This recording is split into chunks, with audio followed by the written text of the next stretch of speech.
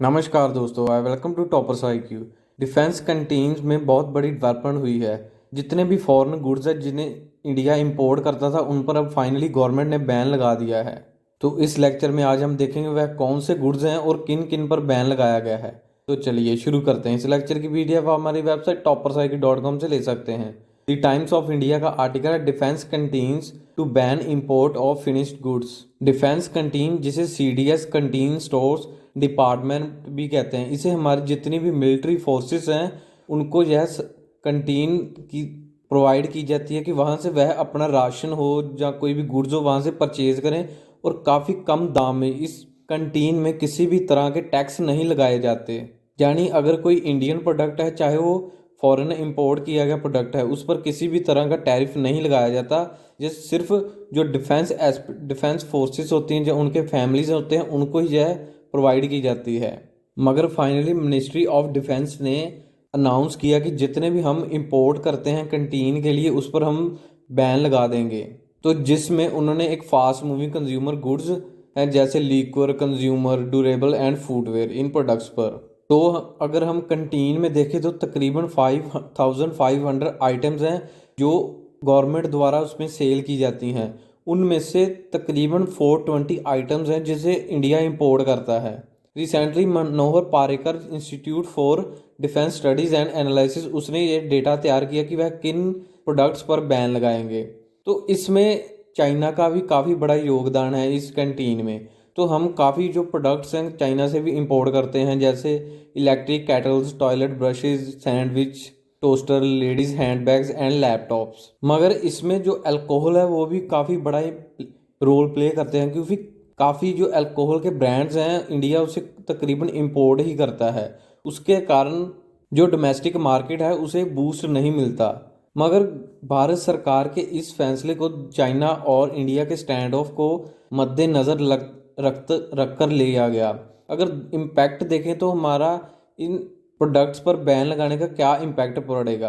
भारत सरकार के इस मूव से इंडियन डोमेस्टिक मार्केट को काफ़ी बूस्ट मिलेगा, क्योंकि यह तकरीबन जो मूवमेंट होगा आत्मनिर्भर भारत इनिशिएटिव को और भी इंक्रीज करेगा।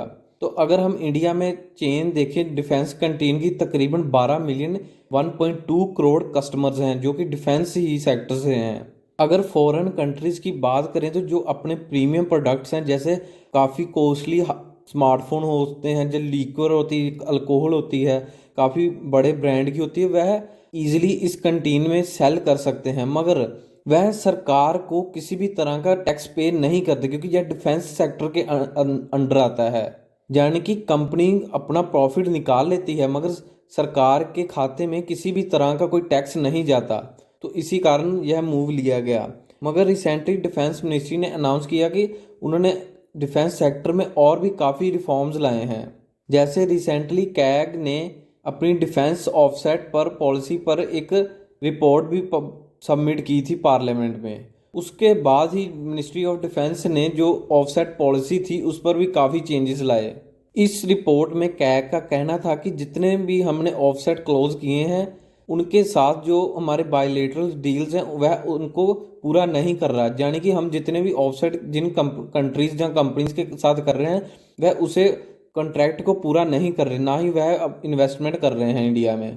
मगर ऑफसेट क्या होता है कि ये डिफेंस सेक्टर में इतनी इसकी ज़रूरत है। ऑफसेट देखें तो ये एक फॉरेन एंटिटी होती है कि जो हमारी डोमेस्टिक मार्केट को बूस्ट करता है और इंडस्ट्री को भी।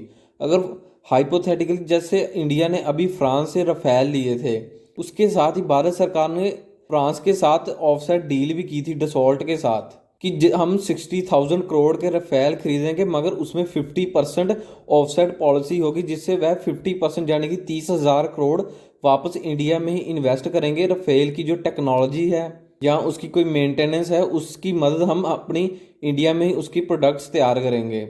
इस ऑफसेट से डोमेस्टिक मार्केट और डोमेस्टिक इंडस्ट्री को काफ़ी बूस्ट मिलता है, क्योंकि इससे एम्प्लॉयमेंट भी इंक्रीज होती है। मगर डिफेंस मिनिस्ट्री और डिफेंस सेक्टर में ऑफसेट पॉलिसी का क्या इशू था, तो अगर हम रिसेंटली देखें तो डिफेंस काफ़ी अपनी डील्स करता है, जैसे इक्विपमेंट और प्रोक्यूरमेंट्स को लेकर। हमने कोई भी वेपन्स कोई या प्लेन बाय करना होता है तो हम फॉरेन कंपनी को कहते हैं कि हमें ऐसी वेपन्स चाहिए या कोई गन चाहिए, मगर हम उनके साथ कई बार तो ऑफसेट पॉलिसी कॉन्ट्रैक्ट साइन नहीं करते। तो हम जो कंपनीज के साथ ऑफसेट पॉलिसीज और कॉन्ट्रैक्ट साइन नहीं करते, जिसके कारण हमारी जो डिफेंस है उस कंपनी पर निर्भर हो जाती है। मगर अभी जो रिफॉर्म्स लाए गए, डिफेंस मिनिस्ट्री ने कहा कि इस ऑफसेट पॉलिसी में के द्वारा हम किसी भी कंपनी पर डिपेंड नहीं रहेंगे। उनके साथ अगर हम 300 करोड़ की अगर कोई डील करते हैं तो मिनिमम हम उनसे ऑफसेट पॉलिसी करें कि 30% वह इंडिया में ही इन्वेस्ट करें, कि वह ट्रांसपोर्ट टेक्नोलॉजी के अधीन जो उस वेपन के टेक्नोलॉजी के प्रोडक्ट्स होंगे वह इंडिया में डेवलप करें और हमें इंडिया में ही सर्विस प्रोवाइड करें। इस मूव से भारत की जो डोमेस्टिक मार्केट है उसे काफ़ी बड़ा बूस्ट मिलेगा, और साथ ही जो हमारी बड़ी बड़ी कंपनीज हैं उन्हें भी जो